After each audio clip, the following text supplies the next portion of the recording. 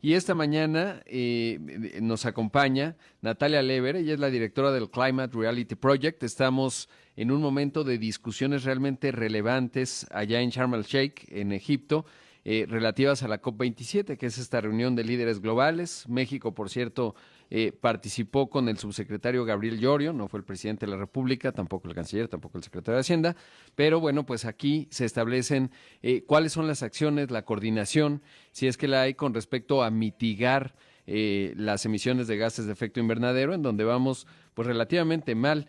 Y está con nosotros para hablar de este asunto la directora del Climate Reality Project, Natalia Lever. Natalia, ¿cómo estás? Buenos días. Hola Rodrigo, buenos días, te saludo desde Sharm el Sheikh, Egipto, aquí en la COP27. Hoy, sí, no, pues te agradezco mucho. ¿Qué ha ocurrido? La verdad es que en términos de mitigar las emisiones, pues no soy muy optimista, sobre todo porque con la guerra de Ucrania, pues lo que observamos es que se ha planteado otras prioridades, mensajes de Emmanuel Macron en donde decía la invasión de Ucrania no debería ser un pretexto para no cumplir, pero claramente, pues hoy la principal preocupación de uno de los bloques económicos más significativos es justamente pues hacerse de hidrocarburos para poder pasar este invierno y el del otro año. En Estados Unidos pues vemos este enfoque en donde incluso Joe Biden les pide a los productores de petróleo y de hidrocarburos que abran más pozos, etcétera. Entonces, ¿en qué estatus estamos y cuál es la visión que tienes tú que estás allá en Sharm el Sheikh? Bueno, Rodrigo, pues la discusión es precisamente transformar los sistemas financieros para que reflejen los riesgos a los que nos exponemos por seguir utilizando combustibles fósiles. Aquí en la COP27, pues algunos países están empujando para seguir subsidiando el gas, por ejemplo, como un combustible de puente, pero sabemos que tenemos que ya empezar a invertir en las energías renovables.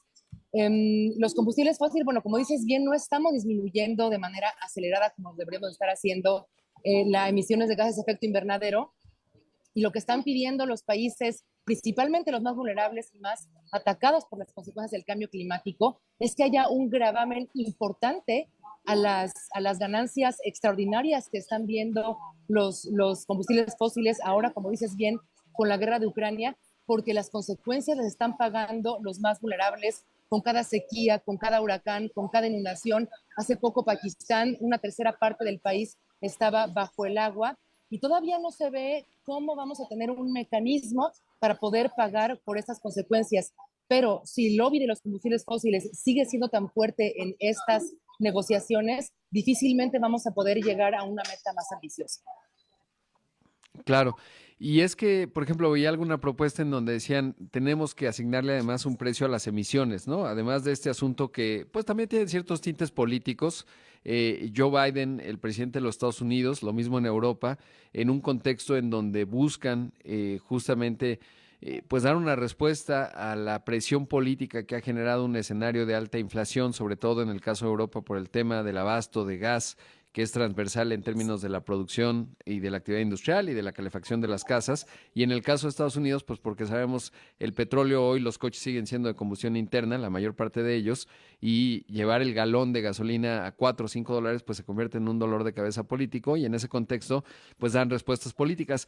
Pero no parecería, al menos siguiendo la discusión, que la parte fiscal está vinculada al tema del cambio climático, sino más bien a un asunto que tiene que ver con presión política por la inflación. Pero por otro lado, veía una propuesta interesante que decía, tenemos que asignarle un precio a la tonelada de emisión de carbón de $70, porque hoy, pues como bien lo sabes, no hay un mercado global.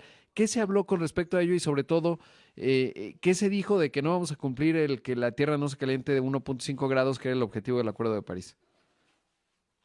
Bueno, los discursos de apertura fueron realmente conmovedores, Rodrigo. Tanto el secretario de Naciones Unidas, Al Gore, primeros ministros de los países vulnerables, pues hablan de que tenemos el pie en el acelerador y no estamos poniendo el freno. Hay una preocupación real de que sigamos viendo esas consecuencias del cambio climático, y de nuevo esto está ocasionando pérdidas económicas enormes, lo que aquí se está llamando las pérdidas y los daños ocasionados por el cambio climático. Poco se ha dicho o poco acerca de poner un precio a la contaminación. Y hay algunos países que tienen un precio al carbono, y hay también algunos mecanismos de mercados voluntarios en donde pues se intentan reducir de la manera más eficiente las emisiones de gases de efecto invernadero. Pero si no detenemos los subsidios a los combustibles fósiles y, como dices bien, no ponemos un precio alto a las emisiones de gases de efecto invernadero, va a ser muy difícil empezar a ver las transformaciones y las inversiones que podemos y tenemos que ver en la transición energética justa, que además hay muchas oportunidades, Rodrigo, en esa transición energética, nuevos mercados, ahorros en eficiencia de recursos de energía, mejor calidad del aire y por lo tanto ahorros en la salud. Y esto quiere decir que tenemos que tener mejor entrenados a los trabajadores, que tenemos que asegurar que los nuevos empleos de la transición justa se repartan de manera equitativa por todo el mundo. Pero se suponía que esta era la COP de la implementación, que teníamos que ya pasar del tema de financiamiento hacia otra cosa, pero ni siquiera hemos hablado de una nueva meta de financiamiento.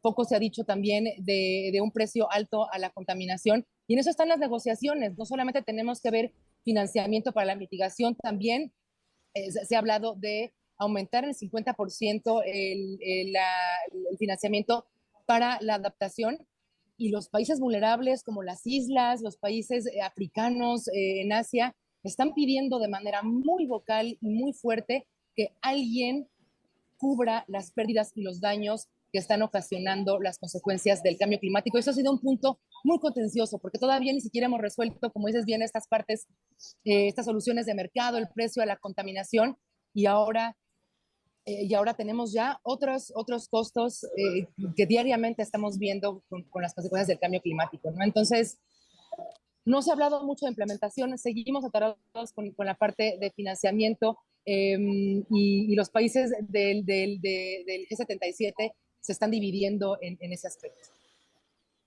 Claro. Oye, ¿y qué participación tuvo México? ¿Cómo observaste? Ayer me llegó el comunicado que estuvo ahí el subsecretario Gabriel Llorio, no parece ser algo prioritario para México, pero tú que estás allá, ¿cómo ha sido? Bueno, pues México está participando, como también desde la COP anterior, en temas de género, en temas de derechos humanos, pero pues sabemos que la nueva es tan ambiciosa y pues están en que no, que nos falta transparencia, que nos falta mayor participación, y nos falta decir cómo vamos a llegar a las metas que tenemos como país. Y por eso me estoy moviendo. ¿Cómo Sí, la vamos verdad a es que, asegurar eh,